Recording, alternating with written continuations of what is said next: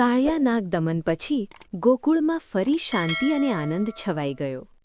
યમુના નદી ફરીથી સ્વચ્છ બની ગઈ અને ગામવાળા ખૂબ ખુશ થયા. એક દિવસ નાનો કાનોડો પોતાના મિત્રો અને ગાયો સાથે જંગલમાં ગયો. બધા બાળકો રમતા રમતા ઘણા દૂર પહોંચી ગયા. રમતા રમતા બધા થાકી ગયા અને ઝાડ નીચે આરામ કરવા લાગ્યા. ગાયો પણ આસપાસ ચરતી હતી. પણ અચાનક જંગલમાં ભયાનક આગ લાગી. આગ ચારે તરફથી ફેલાઈ ગઈ અને બધાને ઘેરી લીધા. બાળકો ગભરાઈ ગયા.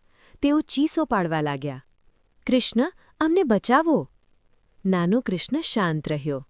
તેણે પોતાના મિત્રો તરફ જોઈને કહ્યું, "ડરશો નહીં." પછી તેણે એક અદ્ભુત કામ કર્યું. કૃષ્ણે પોતાની દિવ્ય શક્તિથી આખી આગને પોતાના મોઢામાં સમાવી લીધી. થોડા જ પળોમાં આખી આગ ગાયબ થઈ ગઈ. બધા બાળકો આશ્ચર્યમાં પડી ગયા. તેઓ ખુશ થઈ ગયા અને કૃષ્ણને ગળે લગાવ્યા. આ રીતે કૃષ્ણે ફરી એકવાર પોતાના મિત્રો અને ગાયોનું રક્ષણ કર્યું. ગોકુળના લોકો વધુ વિશ્વાસ કરવા લાગ્યા કે નાનો કાનોડો કોઈ સામાન્ય બાળક નથી, તે ભગવાન છે.